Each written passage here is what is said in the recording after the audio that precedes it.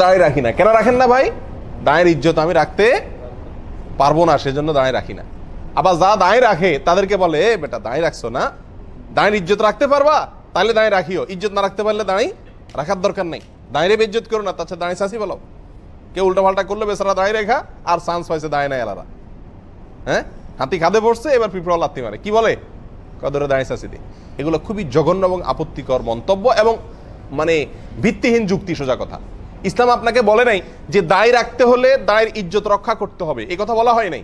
দায় রাখলে সে বেচারা নিষ্পাপ হয়ে যাবে, আর কোনো গুনাহ করতে পারবে না, করলে তার দায় শেষে দিতে হবে, দায়ের ইজ্জত সে খেয়ে ফেললো, এরকম কোনো কথা কোরআন সুন্নায় বলা হয় নাই। বরং সে দায় রাখছে, এটা ভালো কাজ করছে।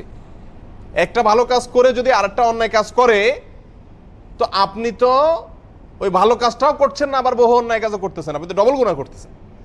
আপনার চাইতে সেই লোক ভালো যে ব্যক্তি দায় রাখছে, দু চারটা অন্যায় কামও তার দ্বারা হয়ে যাচ্ছে, আল্লাহ তাকে মাফ করুক। এই যুক্তি যদি সঠিক হয় যে দায় রাখলে দায়ের ইজ্জত রাখতে না পারলে দায় রাখা ঠিক না, তাহলে তো মুসলমান আমাদের থাকা ঠিক না। কারণ ইসলামের ইজ্জত আমরা রাখতে পারি না, অনেক কুকাম করি যাতে ইসলাম বেইজ্জত হয়। আমি হারাম করি, হারাম খাই, আমি চুরি করি, আমি মিথ্যা কথা বলি, এতে মুসলমানদের বদনামি হয়, ইসলামের বদনামি হয়, তাহলে আমার ইসলামই ছেড়ে দেওয়া উচিত। এই যুক্তি কি ঠিক না? আমি যতটুকু ভালো করার সামর্থ্য আছে ততটুকু করব।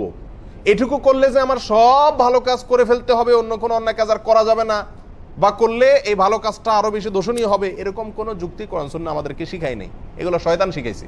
কে শিখাইছে? শয়তান শিখাইছে, মানুষকে ভালো কাজ থেকে দূরে সরাবার জন্য। আল্লাহ আমাদের বোঝার তৌফিক দান করুন।